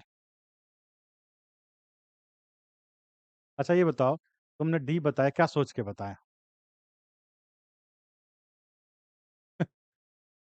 क्या क्या क्या किया?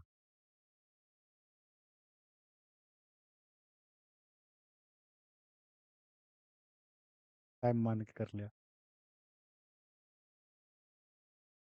कर देखो, यही दिया हुआ है, A B C multiply D equal to 37DD। A plus B plus C का मान हमें निकालना है। मुझे ये बताओ, तुम बताओ कि यहाँ पर जो डी का मान है ना, वो क्या अभी इन जनरल तुमको इतना देखने में ऐसा क्या लगता है कि डी का मान क्या हो सकता है? डी क्या है? डिजिट है ना, जीरो तो नहीं है। इसका मतलब डी का मान क्या हो सकता है?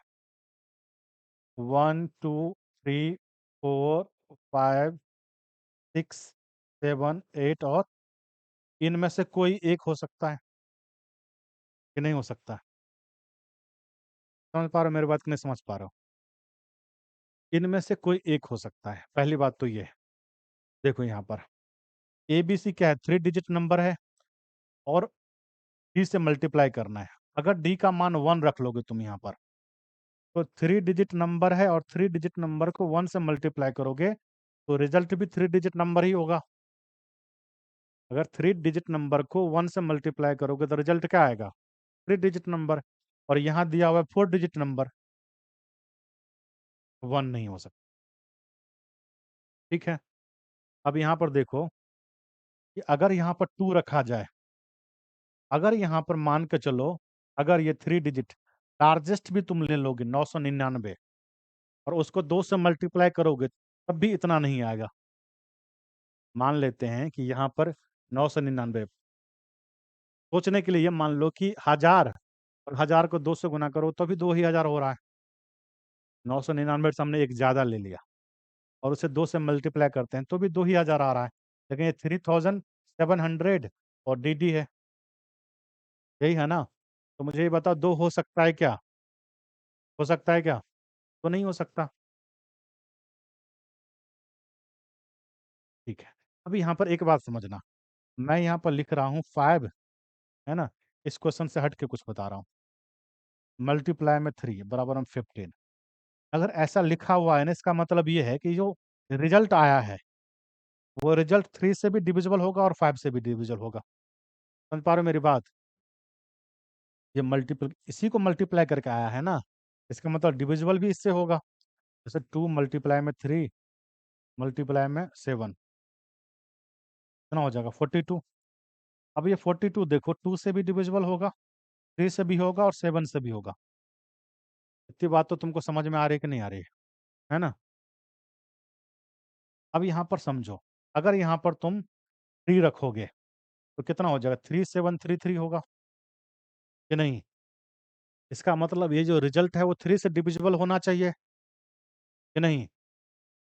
अगर तुम यहाँ पर 3 रखोगे तो ये 3733 होगा, क्योंकि ये डी है। डी का मान तुमने 3 रखा तो ये भी 3 और ये भी 3 होगा, है कि नहीं? तो ये 3 और 3 6, 3 9 और 7 कितना हो जाएगा? 16, और 16 डिवाइड नहीं होता है तो 3 भी नहीं होगा और 9 भी नहीं होगा। सेम है, 3 भी नहीं होगा, 9 भी नहीं होगा और 6 भी नहीं होगा। होगा क्या? ये भी नहीं होगा। समझ पा रहे कि नहीं समझ पा रहे? है ना? अब यहाँ पर अगर तुम 4 रखना चाहो, ठीक है, और अगर 4 यहाँ पर तुम रखोगे तो ये 4 और ये 4, है ना, होना चाहिए कि नहीं? यहाँ पर तुम 4 रखोगे 3744 होगा कि नहीं? अब एबीसी का जो वैल्यू है वो निकालने के लिए क्या करना पड़ेगा तुमको? 4 से डिवाइड करोगे।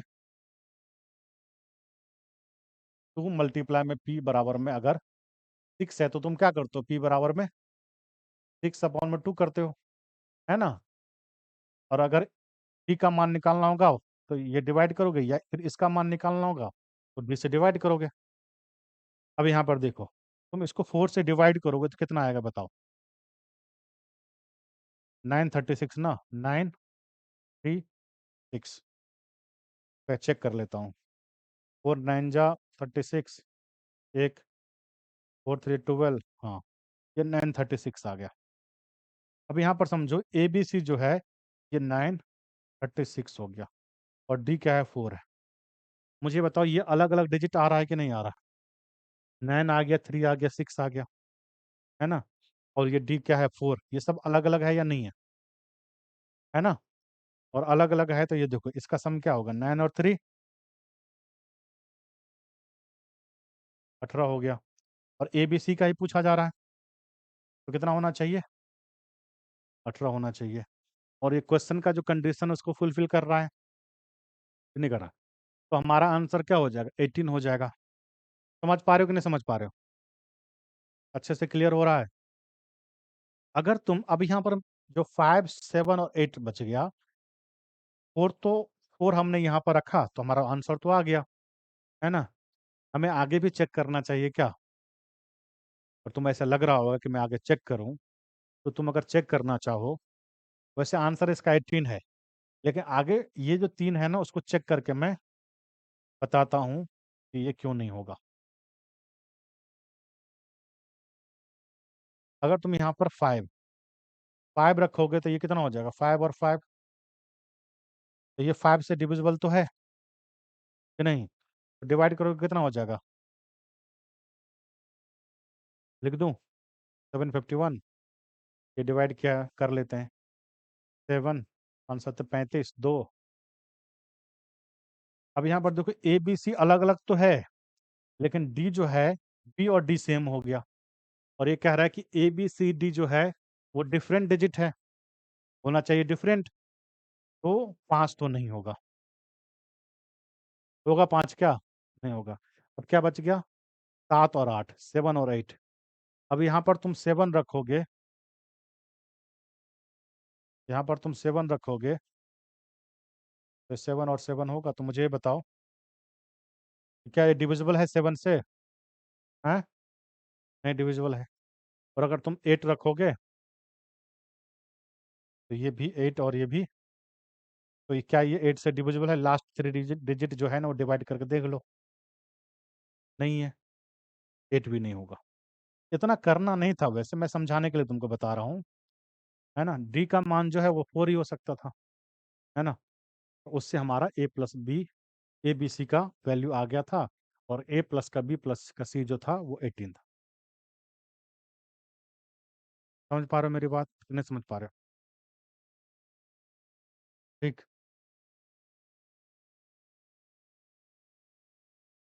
जितने भी क्वेश्चन है उस समय कुछ नहीं है, तुमको बस दिमाग लगाना, समझना है, और ज्यादा कुछ नहीं है।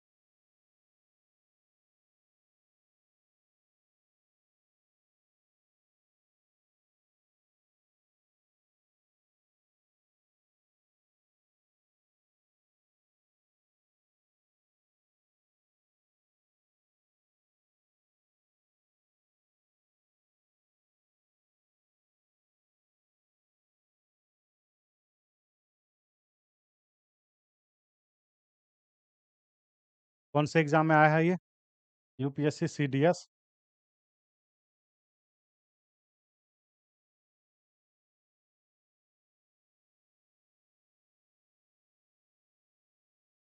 ये क्वेश्चन भी मल्टीप्लिकेशन पे बेस्ड है ना?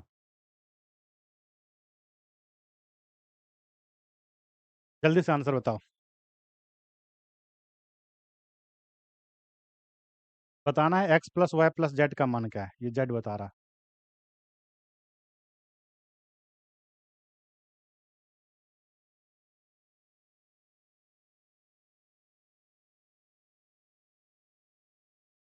कुछ दिमाग लगाओ, कुछ दिमाग लगाओ, आंसर बताओ।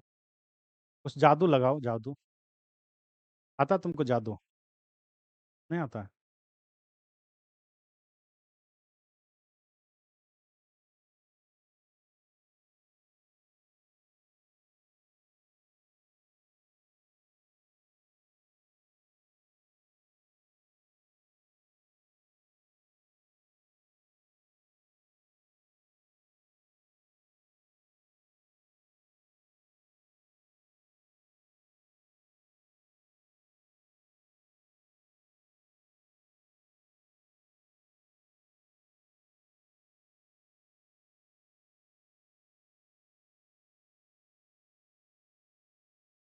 आओ देखते हैं।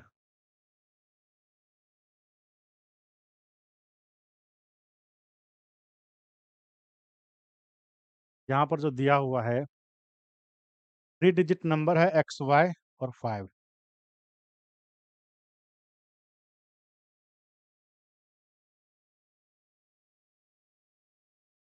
इसको Z के साथ मल्टीप्लाई किया जाता है, तो जो रिजल्ट आता है वो X215। पूछा जा रहा है कि X+Y+Z क्या होगा। X+Y+Z क्या होगा, ये पूछा जा रहा है। आंसर आया तो बता दो।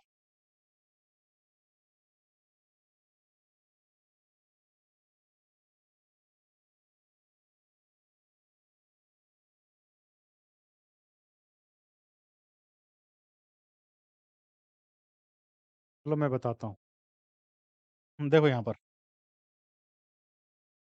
हमारे पास जो इन्फॉर्मेशन दिया है वो यही है, और इस इन्फॉर्मेशन के बेस पे हमें ये पता करना है X+Y+Z कितना है। 4 ऑप्शन दिया हुआ, 13, 15, 17 और 18। देखो यहाँ पर 5 है, तो Z का जो मान है क्या हो सकता है बताओ, है ना। इवन डिजिट तो नहीं हो सकता। 2 हो सकता है क्या, नहीं हो सकता। 4 हो सकता है क्या, नहीं हो सकता। 6 भी नहीं हो सकता, 8 भी नहीं हो सकता है। क्यों नहीं हो सकता? क्योंकि इवन डिजिट के साथ मल्टीप्लाई करोगे तो यहाँ पर 0 आ जाएगा।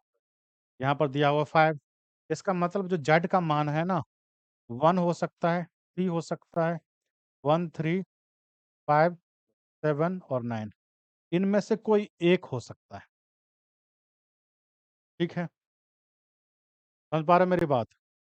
देखो इधर, तुम लोग देखो इधर, इधर देखो, समझना ध्यान से। अगर ये 3 डिजिट है और 1 से मल्टीप्लाई करूं तो क्या ये 4 डिजिट हो सकता है क्या? नहीं हो सकता, क्योंकि 3 डिजिट जो नंबर है उसको 1 से मल्टीप्लाई करोगे 3 डिजिट ही होगा, तो 1 नहीं हो सकता। अब यहाँ पर 3 देखो, अगर यहाँ पर 3 रखा जाए,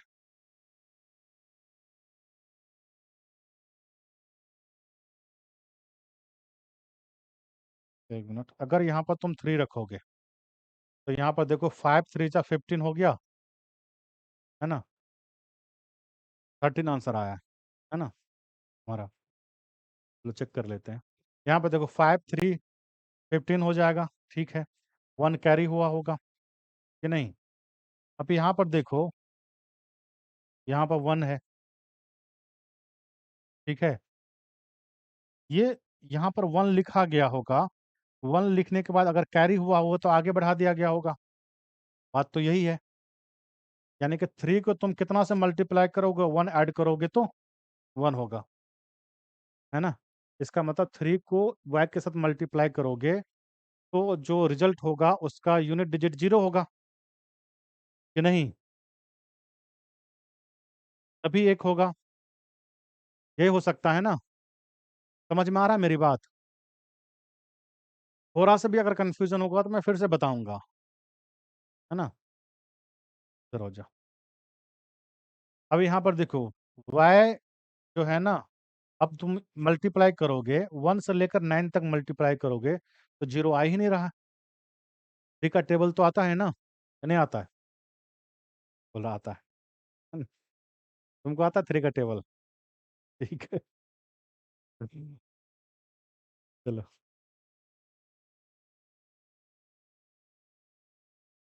मोस्ट ऑफ द जो बच्चे होते हैं ना, जो स्टूडेंट होता है ना, ये मल्टीप्लिकेशन है, एक्स नहीं है, ये मल्टीप्लाई है ना। ज़्यादातर जो स्टूडेंट होते हैं ना, उससे अगर कहो 12 के बाद टेबल आता है, पहले तो बोल देगा आता है ना। फिर वो लोग बताओ, फिर वो 13 का तो बता देगा, जैसे 16 तक पहुंचेगा, है ना, 17, 18, 19 तक पहुंचेगा, फिर वो मल्टीप्लाई करने लग जाता है ना। ऐसा ही होता है, तुम लोग भी ऐसा ही कर रहे हो, है ना। समाज से बाहर थोड़ी ना ये लोग। अच्छा सच सच बताओ कि कितना तक मल्टीप्लाई आता है, याद कितना तक है? ऐसे मतलब एक सांस में अगर बोलना हो तो, एक सांस का मतलब है तो बिना रुके कितना तक याद करना है? 25 तक तो याद करना ही है ना? ठीक है, उसको अप्लाई करोगे तो याद रहेगा। चलो आ जाओ इधर। अगर नहीं भी याद है तो ध्यान रखना, वहाँ से टाइम सेव हो जाएगा और कुछ नहीं है, टाइम सेव हो जाएगा और एरर होने का जो चांस है ना, वो कम हो जाएगा। किसी भी क्वेश्चन में तुम कैलकुलेशन अगर तुम बहुत ज़्यादा करोगे तो बहुत मतलब ना वो ऐसा हो जाएगा कि मतलब हाँ, खिचड़ी सा पक जाएगा, है ना?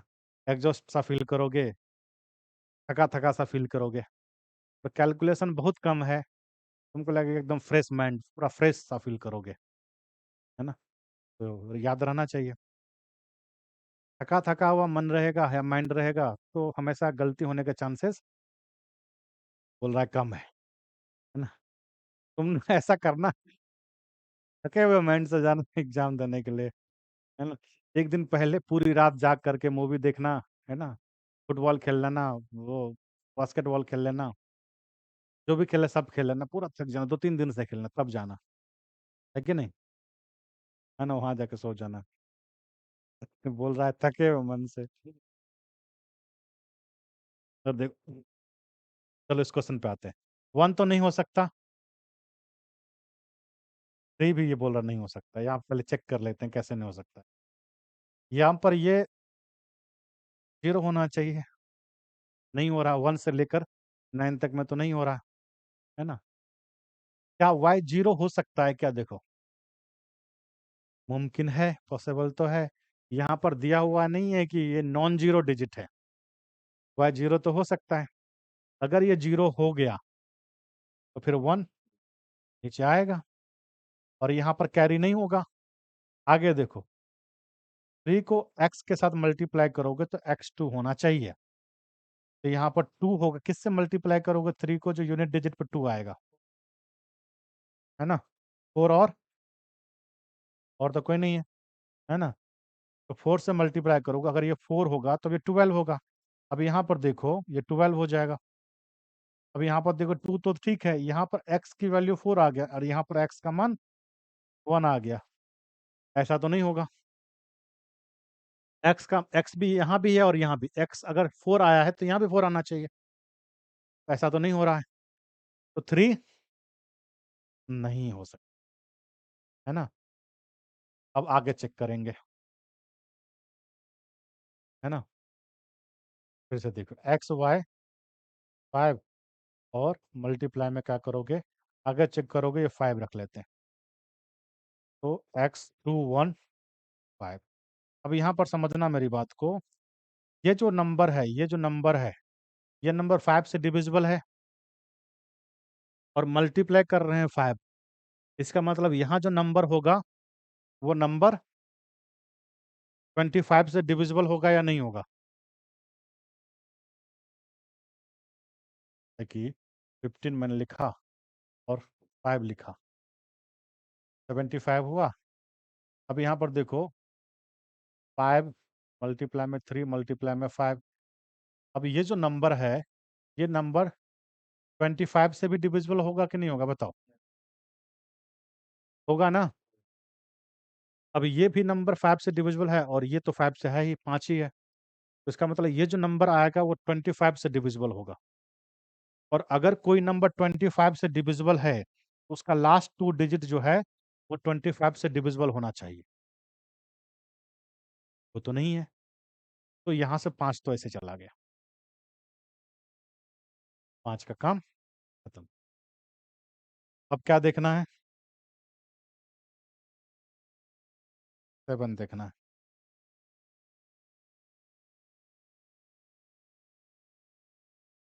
7 देखना है।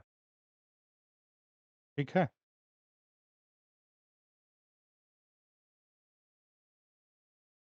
अब यहाँ पे देखो, 7 5 जा कितना होगा?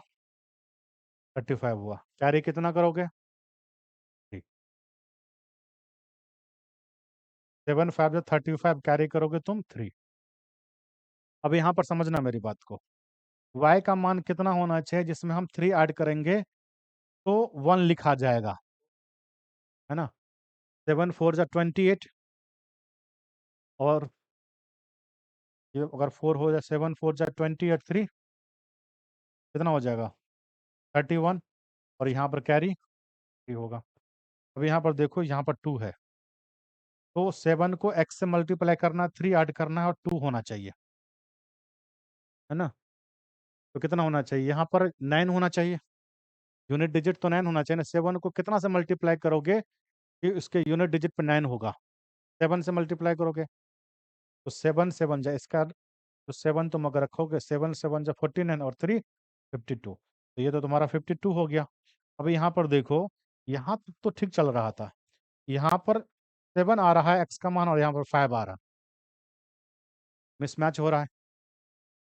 तो मुझे ये बताओ कि ये हो सकता है क्या? नहीं हो सकता। तो 7 भी नहीं होगा। अब मुझे ये बताओ, क्या तुमको कैलकुलेट करना चाहिए क्या? है ना? अब 9 हो गया, अब 9 यहाँ पर रख के देख लो, है ना? अब 9 यहाँ पर रख के देखोगे, कैसे नहीं देखना है? यहाँ पर निकालनी, तो यहाँ पर जो है, यहाँ पर 9 ये नहीं पूछा जा रहा है ना कि का मान क्या है, ये पूछा ये जा रहा है कि x plus Y plus z का मान कितना होगा, तो निकालना तो पड़ेगा, है ना? अब यहाँ पर देखो क्या है, फिर से देख लेते हैं। एक्स वाई 5 है और 9 से मल्टीप्लाई करोगे तो कितना हो जाएगा? x215। अब यहाँ पर देखो 45 हो गया, कैरी कितना करोगे? 4 करोगे। अब देखो 9 को y से मल्टीप्लाई करना, 4 ऐड करना है तो 1 आना चाहिए, है ना? तो 9 3 जा 27, है ना? तो 9 3 जा 27, 4 31, 3 हो गया यहाँ पर। अब यहाँ पर देखो, यहाँ पर 9 गुना में x प्लस का 3 यहाँ होना चाहिए। अब 9 मल्टीप्लाई 1 करोगे, 9 1 जा 9 3 12। अब यहाँ पर देखो, यहाँ पर x का मान 1 है यहाँ पर, और यहाँ भी x का मान कितना है? 1 है। तो x का मान कितना हो जाएगा? प्लस y प्लस का z, कितना हो जाएगा? 139, है ना? यही है ना?